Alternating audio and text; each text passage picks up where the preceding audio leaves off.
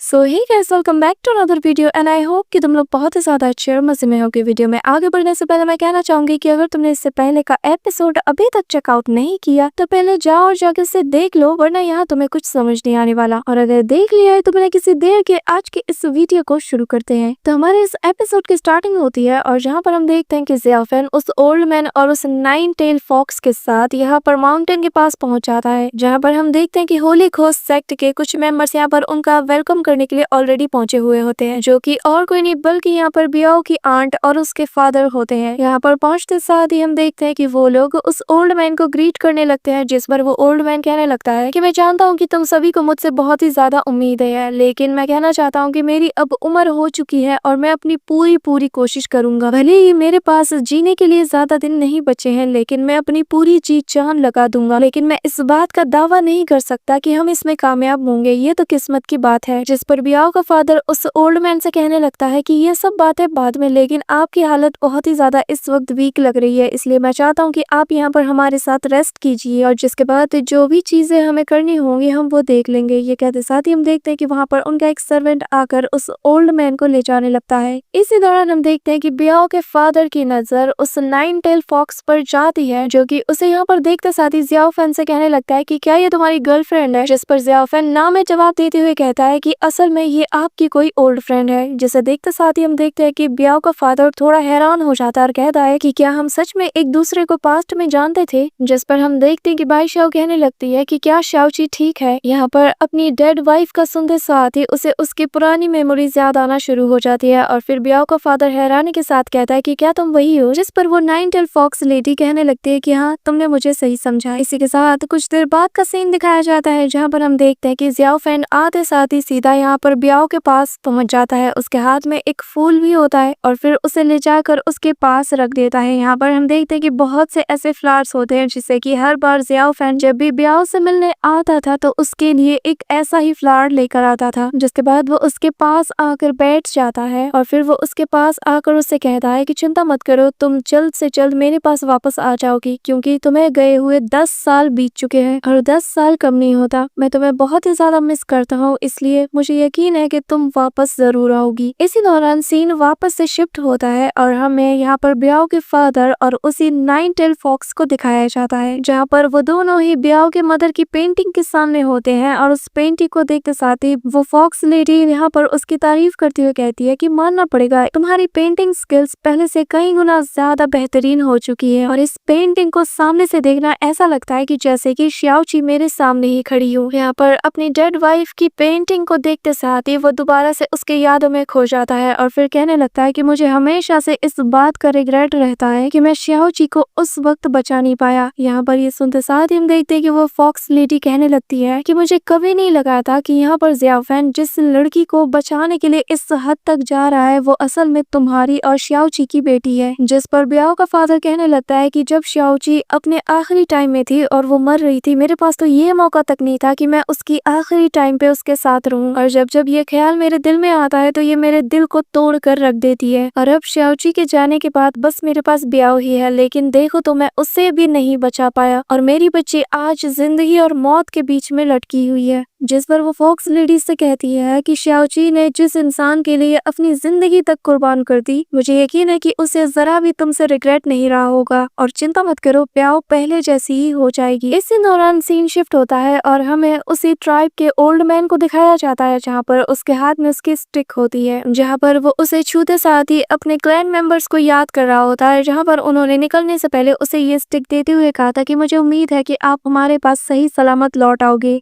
जिस पर वो ओल्ड मैन उन सभी से कहने लगता है कि मैं जिस सफर पे जा रहा हूँ मुझे नहीं लगता कि उससे वापस आना भी मेरा मुमकिन होगा, इसलिए तुम सभी को अपना अपना ख्याल रखना होगा और हमारे क्लैन को प्रोटेक्ट करना होगा। और वैसे भी मेरा आखिरी वक्त आ चुका है और इस वजह से मैं एक आखिरी बार किसी जरूरतमंद की मदद करना चाहता हूँ। इसी दौरान सीन शिफ्ट होता है और हमें द ग्रेट 10,000 माउंटेन का सीन दिखाया जाता है, जहाँ पर कि वही बंदा मौजूद होता है जो कि पहले उस मास्टर मैन को यहाँ पर रोकने आया था। इसी दौरान हम देखते हैं कि उसके के आसपास बहुत ही रेड कलर का डार्क फॉग होता है और चारों तरफ से डेमोनिक बीस्ट के चिल्लाने की आवाजें आ रही होती है। इसी दौरान हम देखते हैं कि यहाँ पर रिवाइव हुआ वही पर्सन जिसे कि एनिमल गॉड भी कहा जाता है वो आ जाता है और जैसे ही उसके सामने वो बंदा होता है वो सेकंड्स में उसके पास जाकर उसके बॉडी के 3 हिस्से कर देता है। इसी दौरान हम देखते हैं कि उस एनिमल गॉड के सामने लिंग लॉन्ग का स्टैचू होता है जिसके पास जाती वो कहने लगता है कि लिंग लॉन्ग आखिर तुमने ऐसा क्यों किया? तुमने उन डिमोनिक बीस्ट के लिए अपनी जान कुर्बान कर दी। क्या वो सभी चीजें तुमसे भी ज्यादा इम्पोर्टेंट थी? ये कहते साथ ही हम देखते हैं कि वो उस पर गुस्सा करना शुरू कर देता है जिसके बाद वो हवा में फ्लोट करके उसे सीधा जाकर हक कर लेता है और कहने लगता है कि पर तुम्हें एक बात बताऊं, तुमने जो कुछ भी किया मुझे उससे तुमसे कोई शिकायत नहीं। अगर तुम मुझे मरा हुआ देखना चाहती थी तो तुम्हें बस वो वर्ड कहना था, ना कि खुद को ऐसा सैक्रिफाइस करना। यहाँ पर हम देखते हैं कि वो उसे हक करते हुए ये सारी बातें कह रहा होता है। इसी दौरान वहाँ पर बारिश शुरू हो जाती है जहाँ पर वो बीस्ट गॉड यहाँ पर लिंग लॉन्ग को हक करते हुए रो रहा होता है। इसी दौरान सीन शिफ्ट होता है और हमें ब्याओ को दिखाया जाता है जहाँ पर वो अनकॉन्शियस होकर लेटी हुई थी। साथ ही वहाँ पर वो ओल्ड मैन और बाकी के लोग भी आ जाते हैं। जहाँ पर आते साथ ही हम देखते हैं कि वो ओल्ड मैन पहले तो उन 2 बेल्स को देखना शुरू कर देता है जिसके बाद वो अपना हाथ उठाता है और अपनी स्पिरिचुअल एनर्जी से उसे टच करता है, लेकिन हम देखते हैं कि फिर भी उन बेल्स में ज्यादा कुछ हलचल नहीं होती और ऐसे ही तीसरी ट्राई में हम देखते हैं कि वो बेल अपने पास से अपने ऑरा को रिलीज करना शुरू कर देता है और हवा में फ्लोट करता है। इसी दौरान वो ओल्ड मैन अपनी पूरी कोशिश करना शुरू कर देता है और उस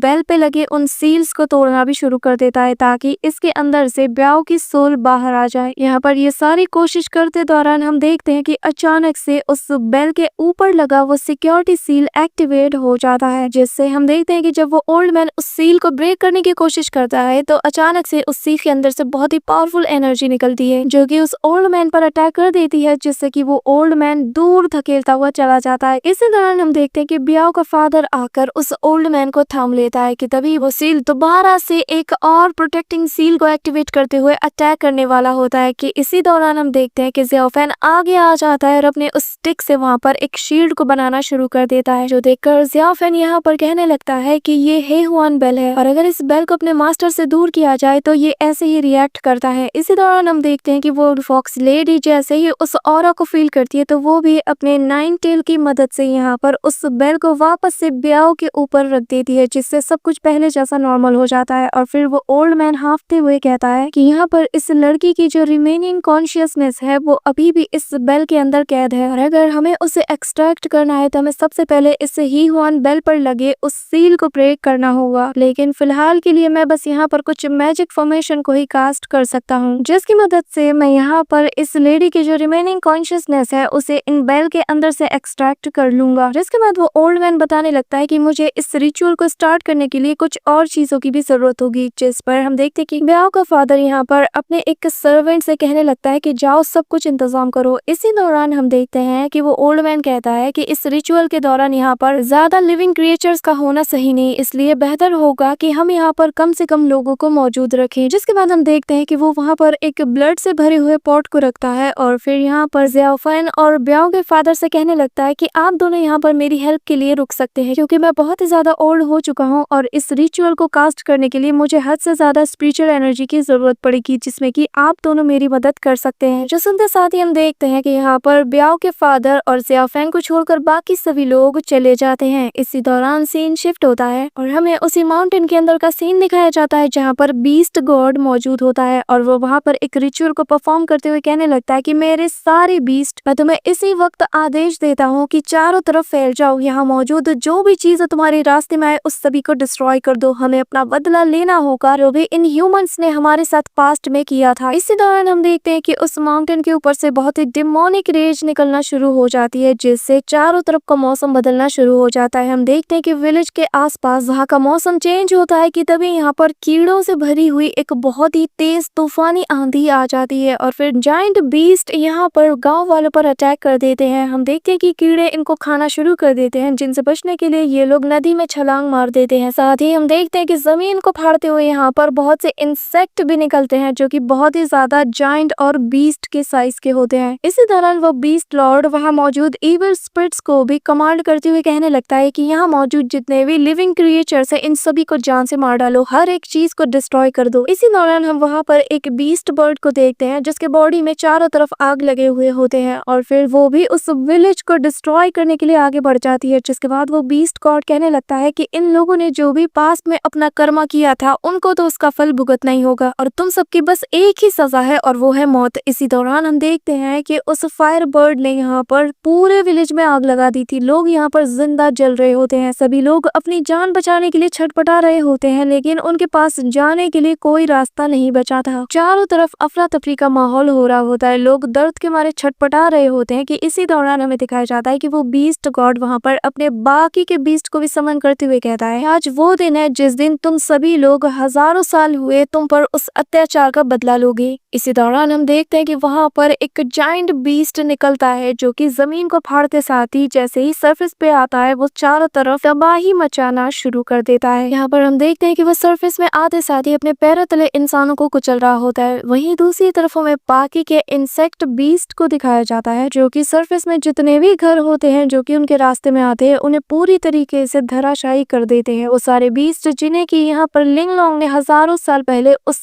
केव के अंदर सील कर दिया था, वो सभी यहाँ पर वापस आकर अपने रास्ते में आने वाले हर एक चीज को नेस्तनाबूद कर रहे होते हैं। इसी दौरान हम देखते हैं कि एक जायंट बीस्ट वहाँ पर एक घर के ऊपर चढ़ के तेजी से दहाड़ना शुरू कर देता है जैसे कि वो बाकी सारे बीस्ट का लीडर हो। इसी दौरान वो बीस्ट गॉड किंग लॉन्ग से कहने लगता है कि चिंता मत करो, मैं यहाँ पर सभी को जमीन के नीचे दफन कर दूंगा और फिर मैं तुम्हारे पास आ जाऊंगा तुम्हें लेने। इसी दौरान सीन शिफ्ट होता है और हमें फेंगजियान वैली का सीन दिखाया जाता है जहाँ पर उस सेक्ट के सारे लोग वहाँ पर मौजूद होते हैं इंक्लूडिंग वो थर्ड एल्डर भी। इसी के साथ ही हम देखते हैं कि वहाँ पर एक पावरफुल ऑरा चारों तरफ रिलीज हो जाता है और फिर हम देखते हैं कि वहाँ पर पहली बार फेंगजियान वैली का जो सेक्ट मास्टर है इनके सामने आता है, जहाँ पर जैसे ही उनका सेक्ट मास्टर उनके सामने आता है सभी के होश उड़ जाते हैं क्योंकि इन्होंने बहुत वक्त से ही अपने सेक्ट मास्टर को देखा नहीं था। यहाँ पर जैसे यून यीलैन अपनी आंखें खोलता है वो वहाँ मौजूद सभी लोग से कहता है कि क्या बात है, तुम सभी लोग मुझे अपना सेक्ट मास्टर मानने से रिफ्यूज कर रहे हो क्या। जिस पर हम देखते हैं कि यहाँ पर उन सारे ट्रूप्स का जो कमांडर होता है वो उनके सामने नील डाउन होते साथ ही उन्हें रिस्पेक्ट के साथ वेलकम करते हुए कहता है कि मास्टर हमें माफ कर दीजिए लेकिन हम हमारे इस फेंगजियान वैली के ट्रू मास्टर का यहाँ पर वेलकम करते हैं, जिसे देखकर बाकी सभी यहाँ पर उसका वेलकम करना शुरू कर देते हैं। जिसके बाद हम देखते हैं कि यहाँ पर उनका सेक्ट मास्टर कहने लगता है कि मैं अब वापस आ चुका हूँ अपनी ट्रू टेक्निक के साथ, इसीलिए मैं हमारे कोर डिसाइपल को लीड करना चाहता हूँ क्योंकि आने वाले डिजास्टर में हमें बहुत से बड़े पावरफुल एनिमीज का सामना करना होगा। इसी के साथ वो कहने लगता है कि पहले हमें किनियन सेक्ट और त्यानियन टेम्पल के हमारे जो फ्रेंड्स हैं उनसे विजिट करना होगा, जिसके साथ मिलकर हम अपने आगे का प्लान बनाने वाले हैं। इसी दौरान हम देखते हैं कि वो थर्ड एल्डर उसके आगे आते कहने लगता है कि सीनियर ब्रदर मैं आपसे कहना चाहता हूँ क्योंकि बीस्ट गॉड ने उस सील को ब्रोक कर दिया है तो हमने जो 100 साल से प्लान को रेडी किया था वो अब। इसी दौरान हम देखते हैं कि वो मास्टर उसे चुप करा देता है और फिर वो कहने लगता है कि आने वाला जो डिजास्टर हमारे इंतजार में है हमें उस पर फोकस करना चाहिए क्योंकि अब इस नए ट्रेजेडी में कुछ नए हीरोज के निकलने का भी वक्त आ चुका है। ये कहते साथ ही वो वहाँ से जाने लगता है और अपने मन में कहता है कि बीस्ट गॉड तुम्हें आजादी चाहिए ना, तो मैं इस पूरी दुनिया को तुम्हारे रास्ते में लगा दूंगा। इसी दौरान सीन शिफ्ट होता है और हमें उसी ओल्ड मैन को दिखाया जाता है जहाँ पर वो अपने हाथ को काट कर अपने ब्लड सैक्रिफाइसिंग टेक्निक का यूज कर रहा होता है, जिसके साथ ही हम देखते हैं कि वो वहाँ पर एक डिमोनिक रिचुअल को परफॉर्म करना शुरू कर देता है। जिसके बाद हम देखते हैं कि वहाँ पर उसका वो डिमोनिक ब्रश उसकी धुन पर नाचना शुरू कर देता है और फिर वो उस ब्लड से भरे हुए बकेट में कुछ ड्रॉ करना भी शुरू कर देता है। इसी दौरान वो अपने पास से एक इंस्ट्रूमेंट टाइप की चीज को निकालकर उसे बजाना शुरू कर देता है, जिसके साथ ही वो उससे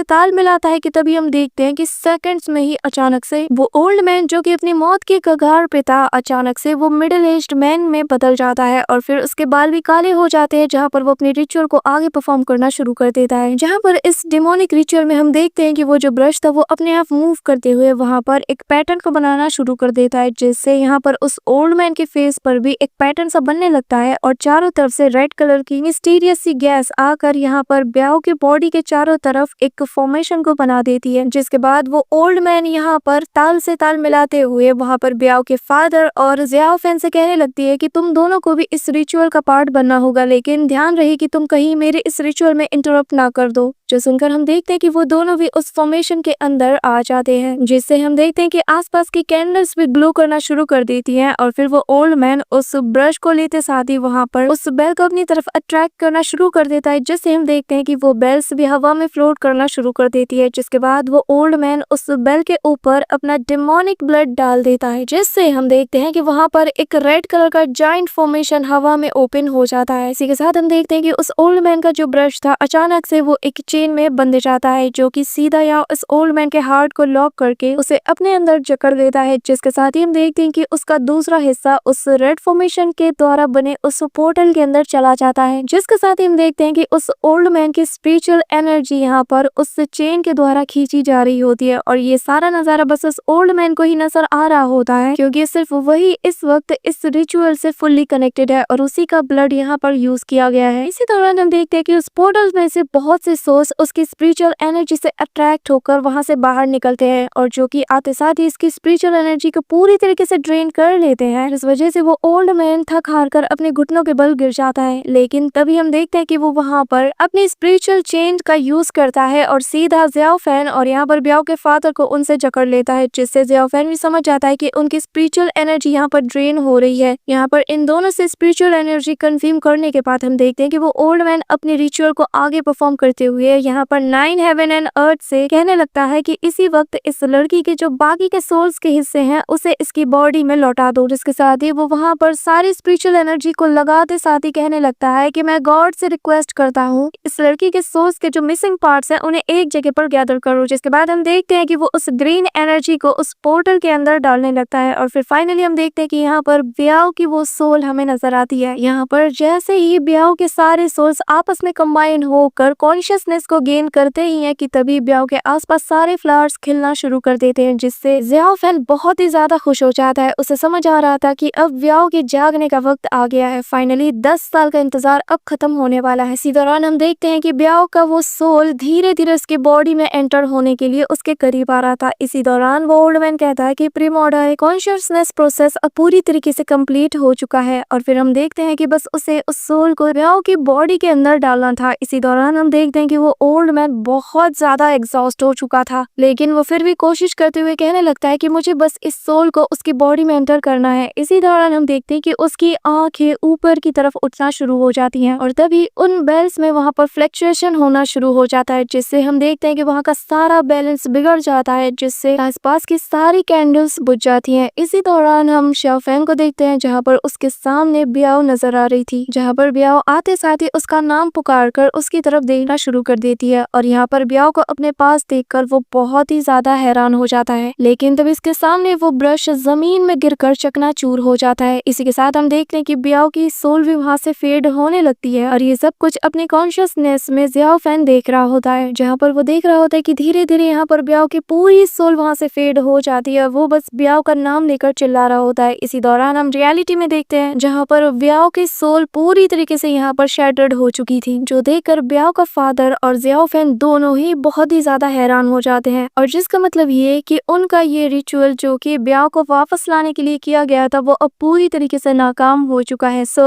that's it for today guys. I hope कि तुम सबको आज की ये वीडियो बहुत ही ज्यादा पसंद